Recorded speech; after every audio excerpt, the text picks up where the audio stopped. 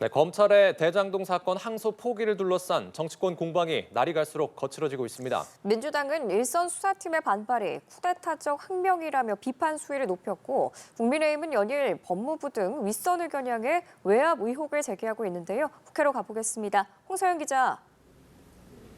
네, 대장동 사건 항소 포기를 둘러싼 여야 공세가 점점 거칠어지고 있습니다.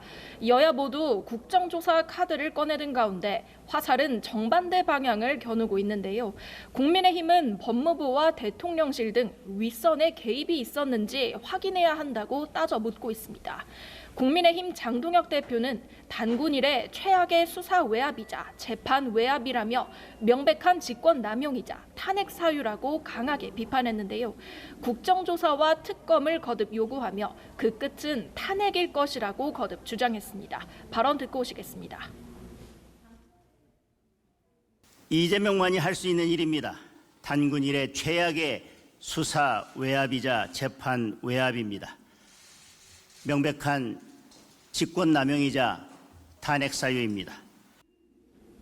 정성호 법무부 장관을 향해서도 이 대통령의 아바타라며 항소 포기 외압 작전을 직접 지휘한 것이라고 비판했습니다. 반면 민주당은 윗선 개입 의혹을 일축하며 항소 포기에 반발한 일선 수사팀을 겨냥해 쿠데타적 항명이라고 목소리를 높였습니다. 윤석열 전 대통령의 항고 포기에는 침묵하더니 대장동 사건 항소 자제에는 집단 항명하고 있다는 겁니다.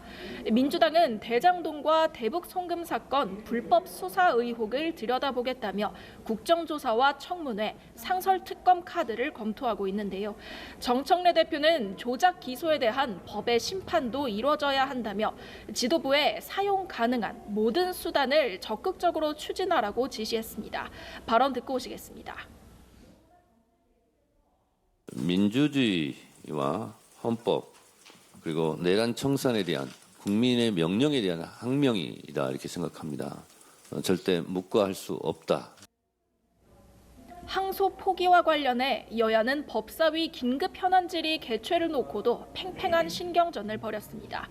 국민의힘 법사위원들은 내일 전체 회의를 열고 여야가 각자 요구하는 증인을 4명씩 출석시켜 진실을 밝히자고 촉구했는데요. 추미애 법사위원장은 증인 출석을 일주일 전에 요청해야 함에도 국민의힘이 당장 내일 증인 출석을 요구하고 있다며 무리한 요구라고 일축했습니다. 네, 국정감사가 끝나면서 정치권은 이미 내년 지방선거 준비에 들어갔죠. 네, 여야는 일찌감치 내년 지방선거 모드로 들어간 모습입니다.